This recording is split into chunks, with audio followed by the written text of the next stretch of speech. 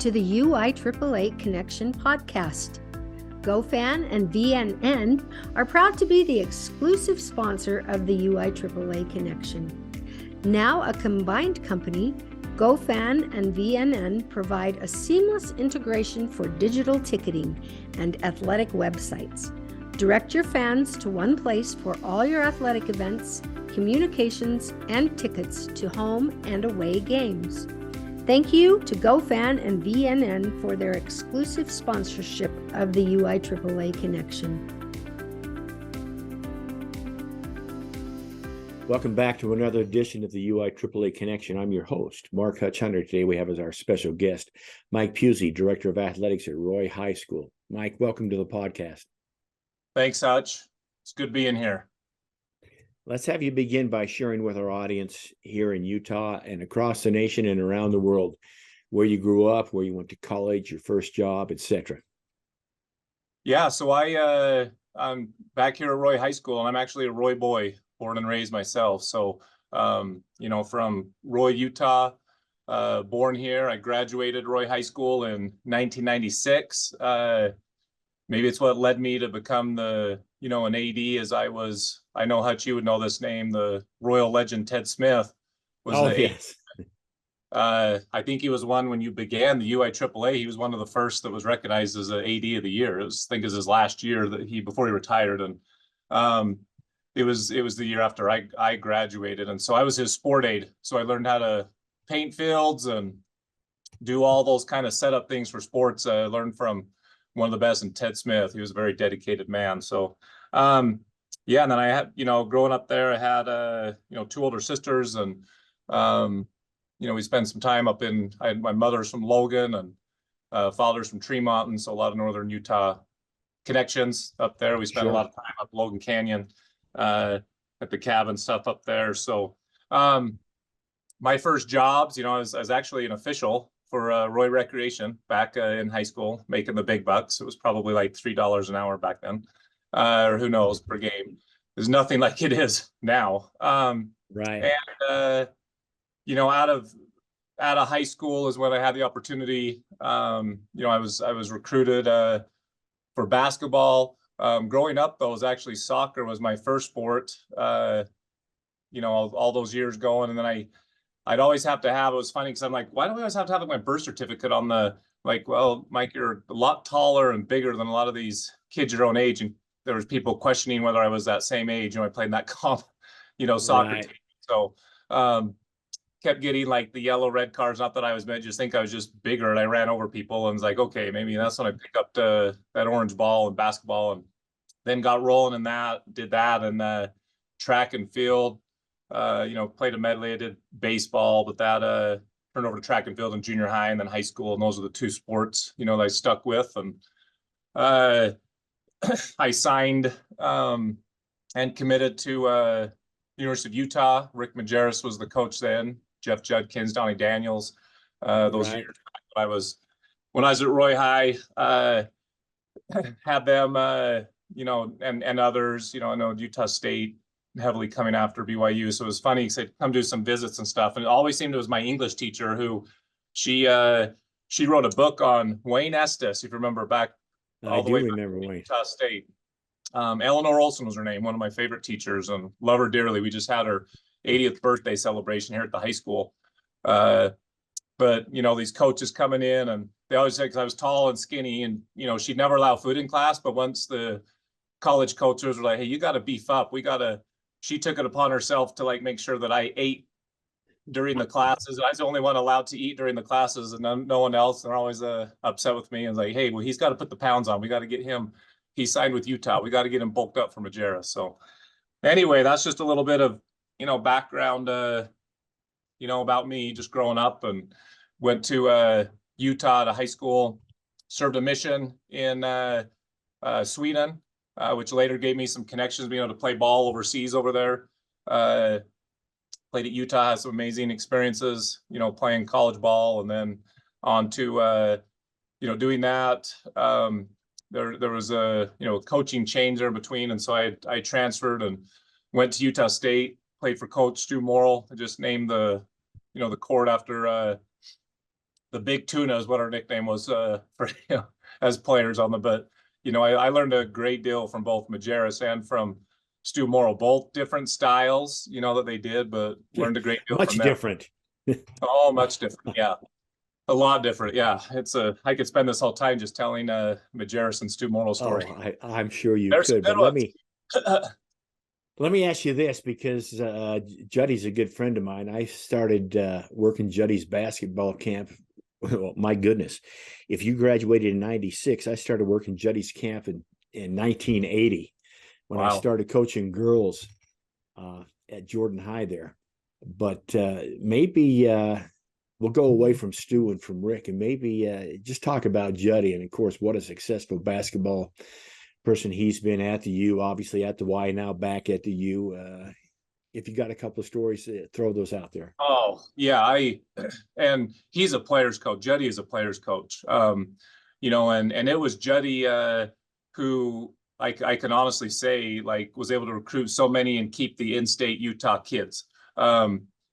Juddy would take us, we went to Lake Powell. He would take us out like on his boat and, right. On the tube and stuff, man, you can imagine like Doliak and Andre Miller, some of these guys who never seen or like go fishing and stuff for their first time, and the excitement of even catching something that's, just tiny. But, that was Juddy. I mean, he's just, he was one of those coaches, because we were all scared to death of Majerus, but you could go talk to Juddy and it was like a second father, on your way from home. He was one of those personalities, and man, what a shooter. And he would always bring up the good old days of his days playing at the U at the 70s. And, we'd have some shooting contests with him. And I remember Jeff Johnson one time was like, I can take you, Juddy, on this. So they had a shooting contest and Juddy just beat the living. I mean, he still could shoot all those years after. I mean, he was automatic. Yeah. But he, what a great man. He was one that, had left. That's when he took the BYU, girls head job, was when he left Utah. That was kind of those years there. And, so we sure missed Juddy. Donnie Daniels was was another one, there too, who obviously there was quite a few from those years that they got their own head coaching jobs, and went on. So, but well, yeah, I remember Donnie's, I think his boy's name was Eric. I remember him from Juddy's camp. Yes, back in the old days. So that takes me back. Then he made his way back around too. And yeah, I remember my first, I had a beat up old Silverado Chevy truck, and the transmission. I mean, I was driving on 13th East there, trying to get to class.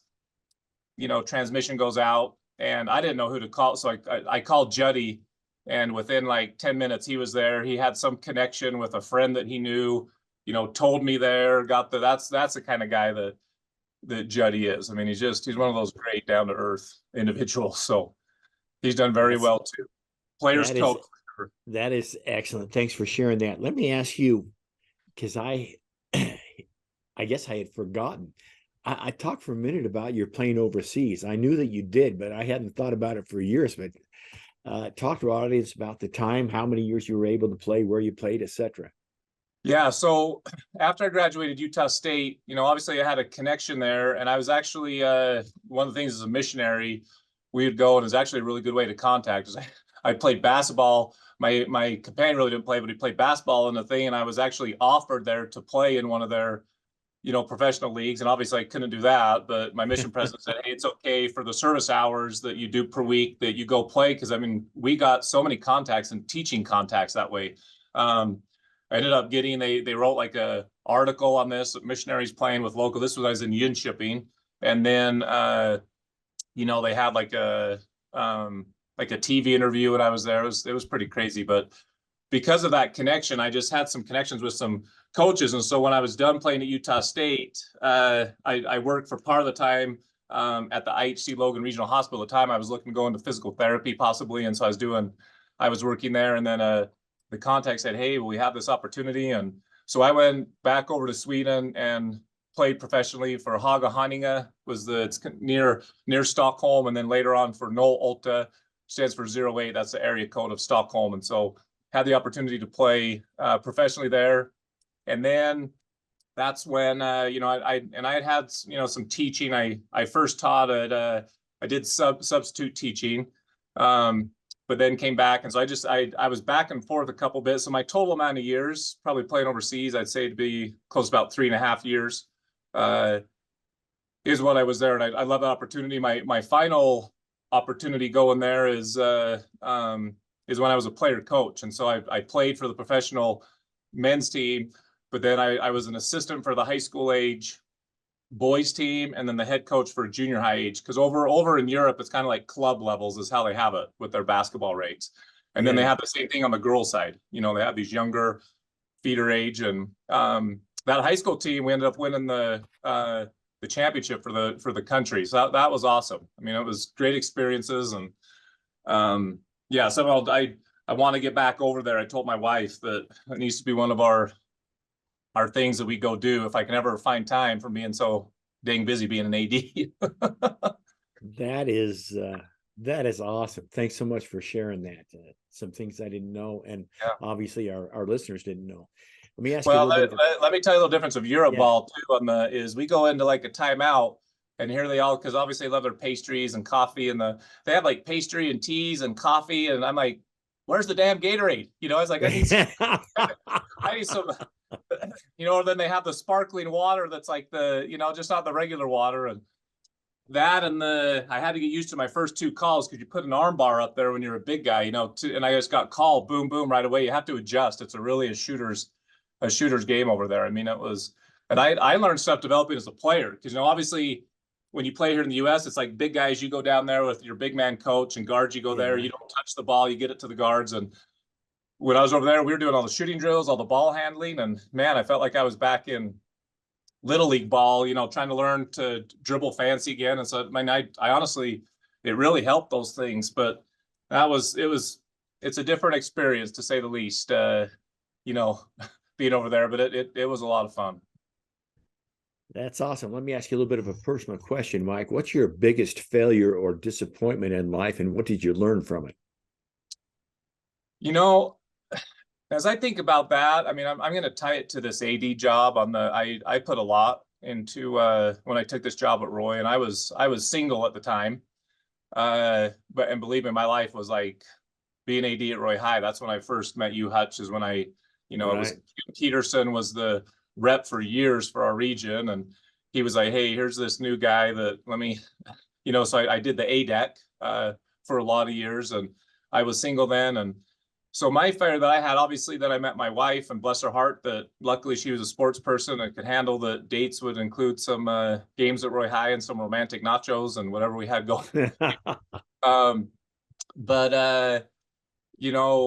Then obviously we had our kids, and one of my biggest failures was there were times, and I freely admit that, and it's something I've had to learn as I've gotten older, is I prioritized my royal family over my own Puzey family. And as an AD, because it's nonstop with AD stuff. I mean, used to say there was 3 distinct. Well, it's year round now. That includes summertime. I mean, I kind of went back, and there was about 53 days I put in this summer. That you're here, maybe not, but I've had to learn that. That was a failure on my part. It was tough. It was tough as a dad that there'd be, there'd be like 3 days there I wouldn't even see my kids, because I'm getting in late. They've already gone to bed. I give them a kiss, when they're in bed, and then I'm out bright and early before they're even up. That was hard, and I felt that, and I had to make some changes, with how I did this, that, hey, I've got to trust these coaches and this other stuff that, because I only have so long with my kids being this age and younger, and I've done a much better job of that, taking the time that I need to. And I think we all do as ADs, because it can it's such a time consuming, and you feel you have to be a part of everything. And sometimes you just have to trust people and let go a bit. Yeah, exactly. Let me give you a second to brag about the Royals. They're currently undefeated in football. By the time this airs, I'm sure they'll still be undefeated. It's only a couple of weeks after we record this. Talk about the success of the current season, and talk about one of your former players who's in the Heisman race from Ole Miss. So take over. Yeah. Well, the one in that Heisman mix, is obviously Jackson Dart. And he was one. What an amazing story, that kid. I mean, he came in and was a starter for us with Coach Fernandez as a freshman, and had those reps. And I remember, and people don't know this about Jackson too. He was an unbelievable baseball player, in addition to, the football, and just an athlete. And I mean, I was so impressed with the maturity of that level, coming as a 14-year-old kid, and very competitive high school ball there, and these huge guys. And anyway, but it's awesome to see Jackson. There was some former Royals. You have Parker Kingston at BYU. Right. We saw his run. You got Cade Harris at Air Force. We got Kyrese Rowan White, who's at Utah State. And there was one Saturday, and Freddie and I, he was texting me. There was 10 D1 touchdowns, and they were all former Royals. On one Saturday. That is awesome. That was amazing. I mean, that is where some things that's pretty. And I watched Utah at Oklahoma State, and at Oklahoma State, their nose tackle Kirkland, he's a Royal. So it's awesome to see those kids, see how they're doing on that one. And what was the first part of the question? I get going talking about these kids because I love them. Oh yeah, our football team. So I couldn't be more impressed with Coach Solomona, his staff, what they brought in. I remember when, Coach Fernandez, I mean, he's a legend. We were able to honor him. He's at Clearfield now. His first time coming back, we hosted Clearfield, and we're able to recognize that amazing man and such a good friend. Talk about a builder of programs, because he literally, that was one of the big hires when Gina Butters was principal at Roy at the time. She's now the superintendent of Weber School District. And, I took the AD job. That's what I was playing overseas, and had talk with her, and accepted the job as an AD. And getting Freddie here, it could only been him. I mean, just the connections that he had, and what he's, how he turned it. And I still give him credit to this day of having a Solomon as a coach for him. But he has stepped in. And I remember it kind of got on my skin a little bit, because I like to take on a challenge. Obviously, coming home to Roy, the time we had struggled in a lot of different things. And I love that challenge, taking on that challenge. And obviously, it's a special thing having that Royal pride and being a Roy boy. Coming back to your alma mater has been a special thing. But I remember a newspaper article, and one of the writers wrote that, the future of Roy High football is very dark and murky, because not only did we lose Fred Fernandez, our head football coach, our defensive coordinator, Eric Jones, became the Bingham coach, and he's now the Westfield coach. And then Luke Hobbs, another great Royal player, got his head football coaching job in Texas. So we lost 2 coordinators, the head coach,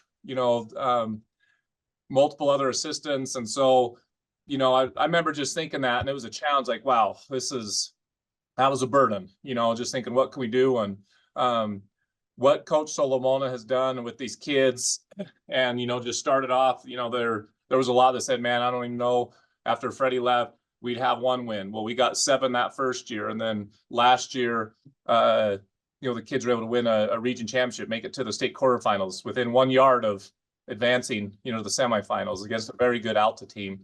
And, now seeing what they're doing this year, it's a special thing. And I just say this, and I say this as a basketball guy, but this community of Roy, they love their Royal football. It's a special thing. We just had the homecoming, and the place is packed. They love their football. And these kids play so hard. I mean, I love the grit of them. It's not like we have, huge, our numbers at Roy. We're lucky if we get into the total numbers of 80 every year. We have a lot of kids playing both ways.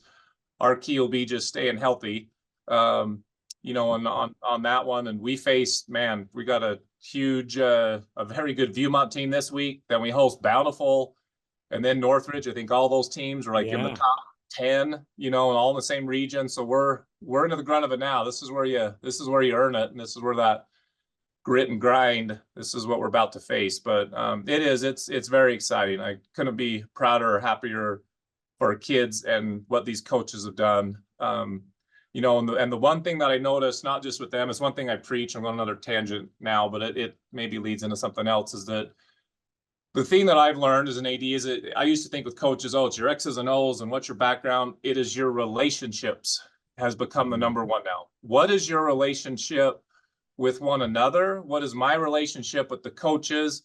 to help them because they have enough going on. What things can I do to relieve their stress? All these, because that Hutch being a head coach, and we've both been there.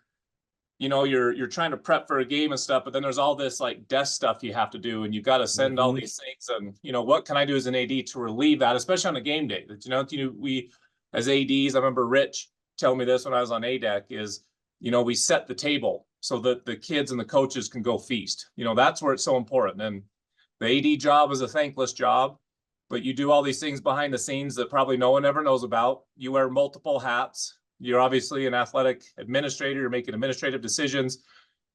You're definitely a custodian. You're a handyman because you got to know how to get up there and fix scoreboards and stuff because things all happen.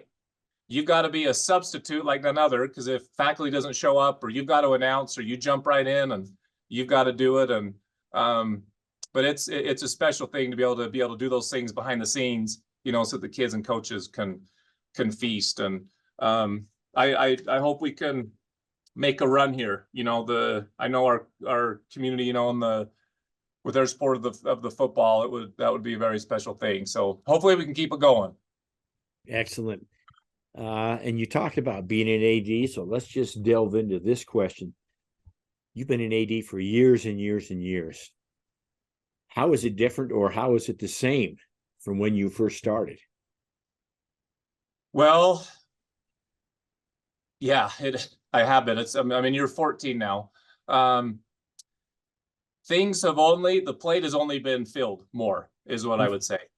Nothing's been taken off. And I remember starting this thing when we had to do all by paperwork, keeping track of all kids' physicals, and we had file folders, and then I've been through all the steps, which has been awesome with like the RMA, the Register Athlete Activate, which we call now to help with that. And but you still have to be on top of all those things.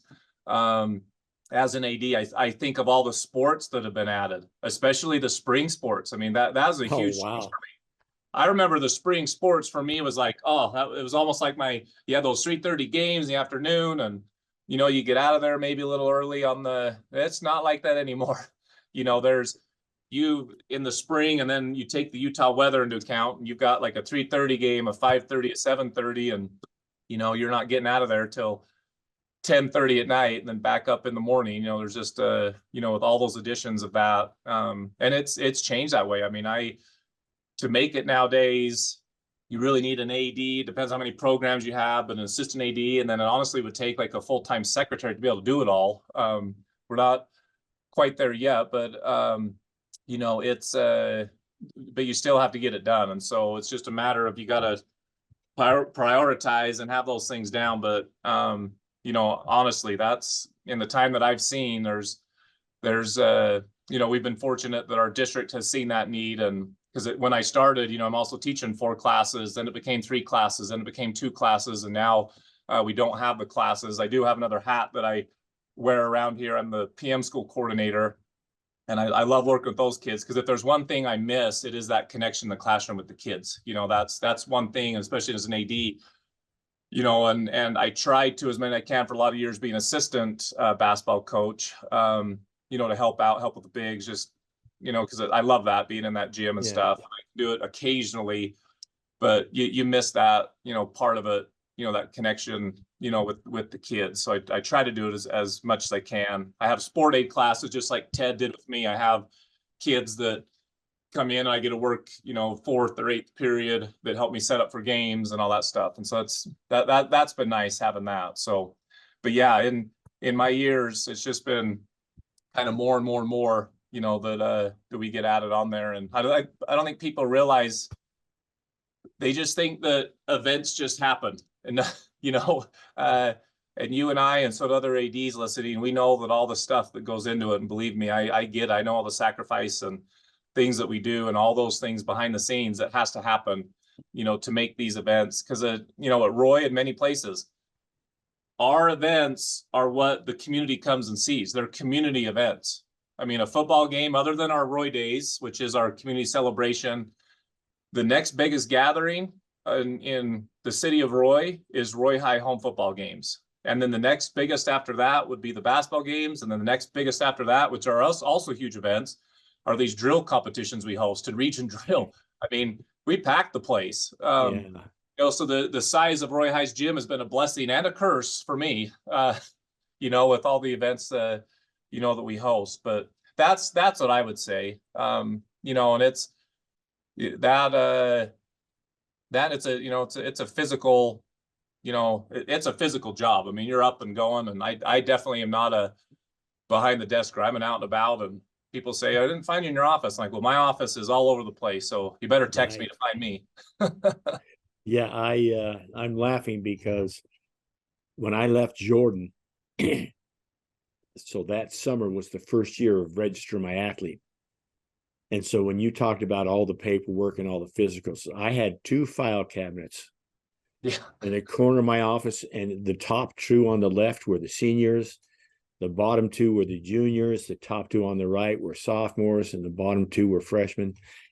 And I think about, I mean, we're talking about stacks of paper 5, 6, 7 feet high if you stacked them on top of each other.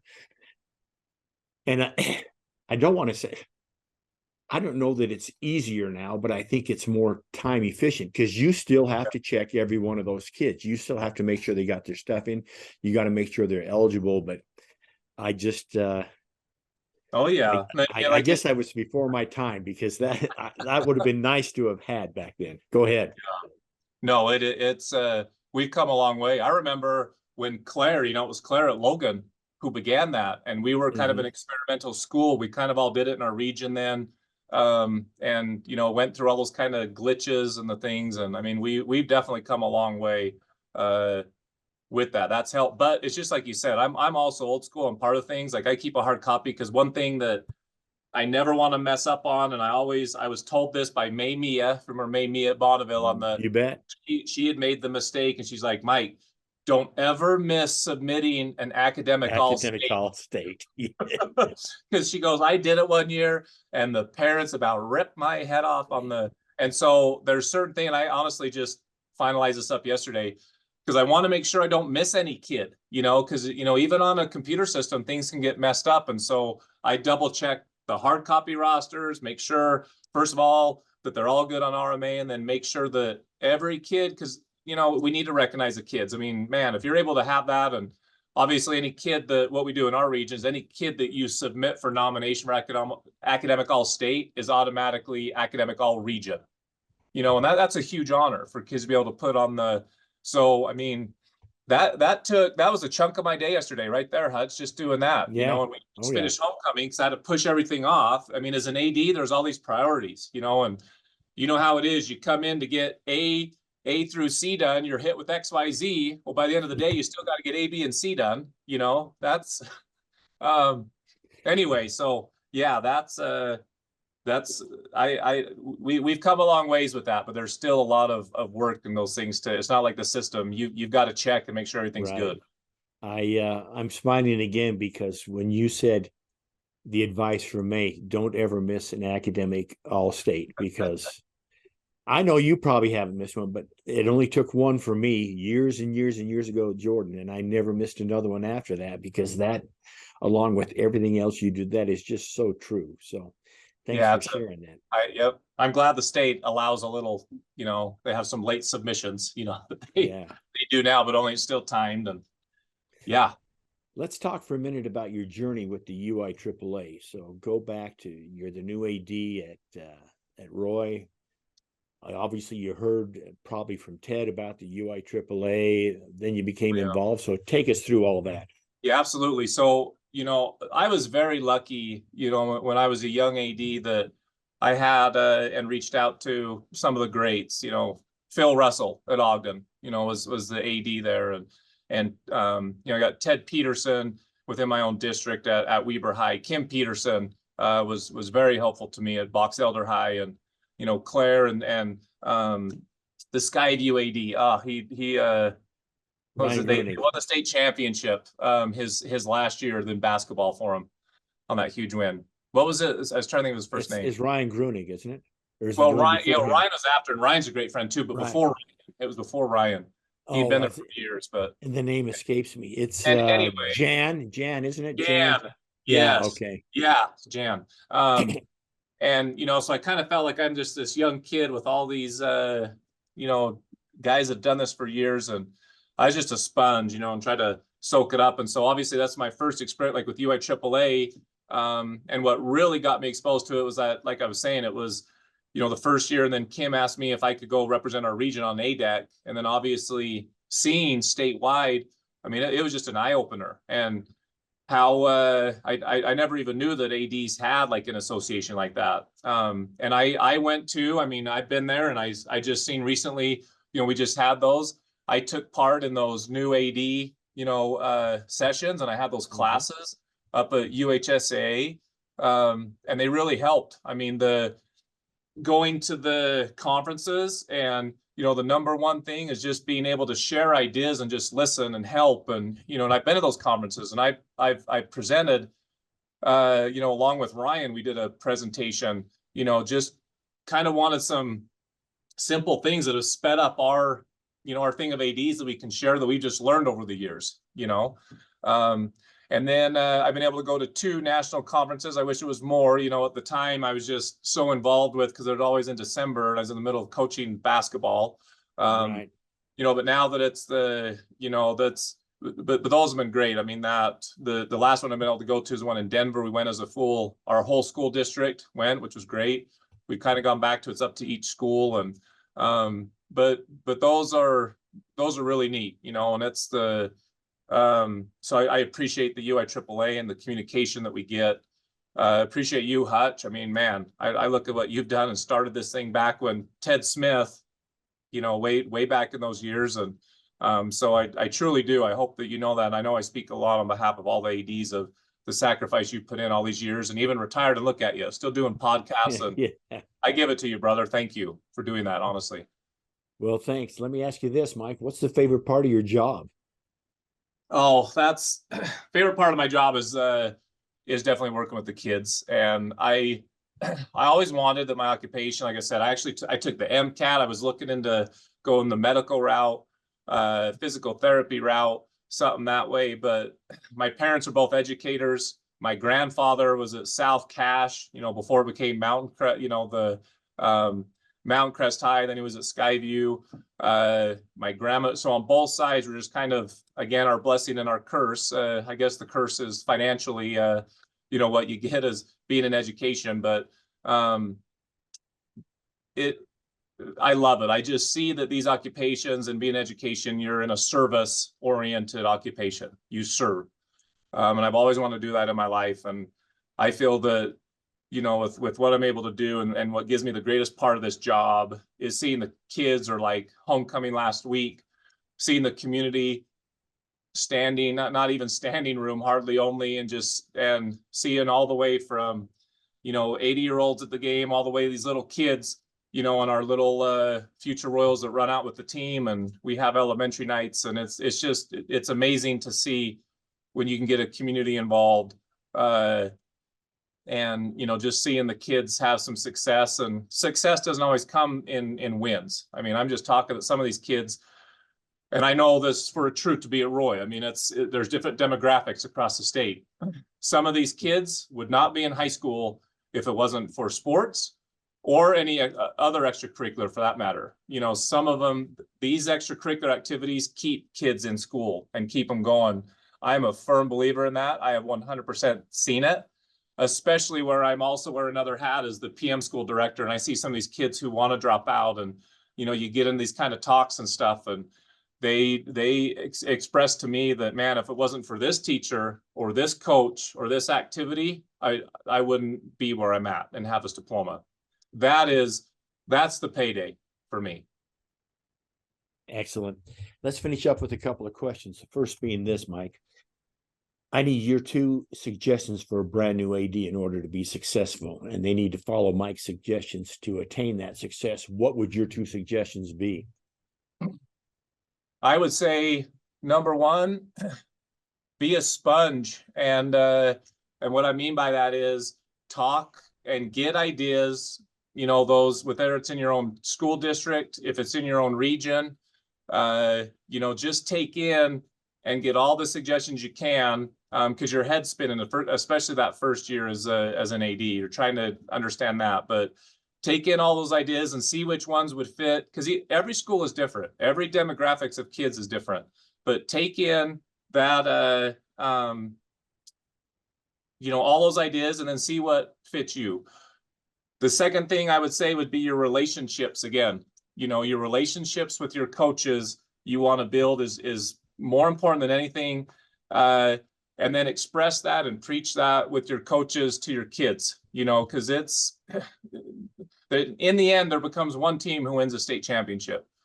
But if you can make those relationships and those connections with kids, you are going to have a lifetime where you set them up, and you never know the good that you can do and things that you can do because they're able to be a part. Those would be the two, Hutch, that I would say. My next one, if I had a third, is get involved in your community. And what I mean by that is that was one thing kind of took on, is go know who your mayor is, your city council, and build. And I had to go to city council meeting. Now I knew some of them because I grew up in Royce, I had a little bit of an edge, but I went and introduced myself. I gave them Rowdy Royal t-shirts, invited them out. And now we have such a relationship with Royce City. For example, tomorrow night, the city council is going to come, and the city departments and the mayor, and they feed all of our kids for each of the fall, winter, and spring, and not just the athletes. I'm talking like the school play, the marching band, theater, debate. They feed all those kids. It's a great gathering. We do elementary nights. I think that's very important. Like at a football game, obviously a lot of schools do, or they wear the jerseys and they get in for free. Well, we do stuff. We have 8 feeder cone elementary schools, and each of those we try to have a night that they get a free pass along with a parent, so that every kid can get an opportunity, and not just maybe they're going to play football. You never know that these kids may see the marching band and, hey, I want to go play the trumpet, or I want to go dance or be a cheerleader or sing in the choir.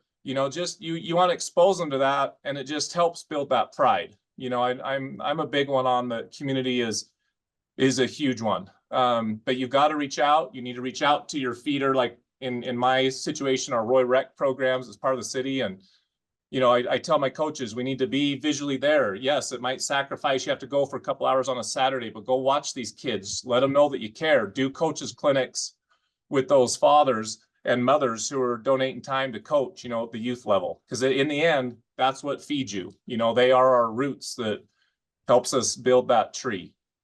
Absolutely. That's well said. Thanks so much for sharing. We'll finish with this.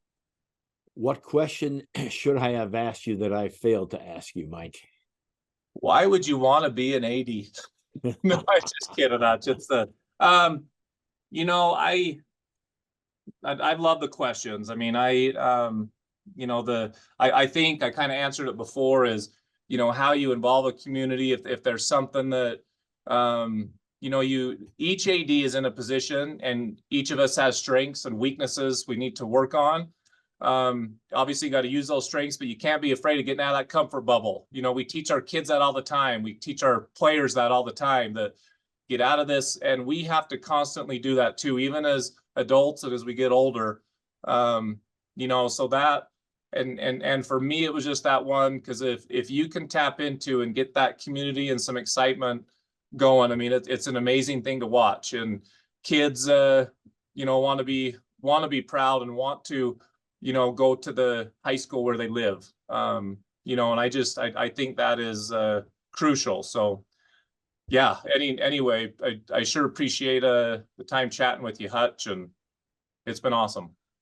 Well, thank you. On that note, that wraps it up for this edition of the UIAAA Connection. Again, our special guest today has been Mike Puzey, the Director of Athletics at Roy High School. Mike, thanks so much for being on the podcast. Thank you, Hutch. Appreciate it. Thank you. For our listeners, we hope you tune in again next week for another edition of the UIAAA Connection.